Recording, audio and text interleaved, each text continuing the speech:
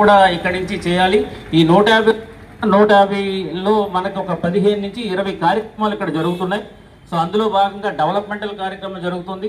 ఇప్పుడు ఎమ్మెల్యే గారు చెప్పారు, అక్కడ మనకి 15 ఎకరాల్లో ఒక క్రికెట్ స్టేడియం రాబోతుంది, ఒక 5 ఎకరాల్లో మనకి ఒక స్టేడియం రాబోతుంది. ఇదంతా కూడా ఎమ్మెల్యే గారు కంటిన్యూస్ పర్సూవెంట్స్, లేకపోతే కనుక ఇది అవ్వదు. అది యాక్చువల్గా అయితే రేపు ఎవరైనా వచ్చినా ప్లే చేసుకోవాలంటే ప్లే గ్రౌండ్ ఉంటుంది, మనకి స్పోర్ట్స్ అవెన్యూస్ ఉంటున్నాయి, రేపు పొద్దున్న సిటీ డెవలప్మెంట్కి సంబంధించి కొన్ని షాపింగ్ కాంప్లెక్స్ ఉంటాయి, హోటల్స్ ఉంటాయి, ఇవన్నీ కూడా రాబోతున్నాయి. ప్రజలందరూ కూడా దీనికి కోఆపరేట్ చేయాలా. ఒకవేళ ఒకళ్ళు ఇబ్బంది పడినప్పటికీ కూడా లార్జర్ ఎక్స్టెంట్తో మనం చేస్తున్న పనిని మీరందరూ కూడా ఆదరించాలని చెప్పేసి, ప్రోత్సహించాలని చెప్పేసి సందర్భంగా అందరికీ తెలియజేసుకుంటూ, ఇంతటి మంచి చారిత్రక ఈవెంట్ మేమే చనిపోవచ్చు, లేకపోతే తర్వాత కొన్ని రోజులకి అందరూ కూడా పోవచ్చు, బట్ ఎప్పుడైనా అశోకుడిది ఆ రోజు పిల్లలు కాబట్టి ఈ రోజు కూడా మనం చూస్తున్నాం. ఈ రోజు ఇక్కడ పిల్లలు ఉంది కాబట్టి మేమేమన్నా లేకపోయినా నెక్స్ట్ జనరేషన్స్ వాళ్ళ చరిత్ర తెలుస్తుంది.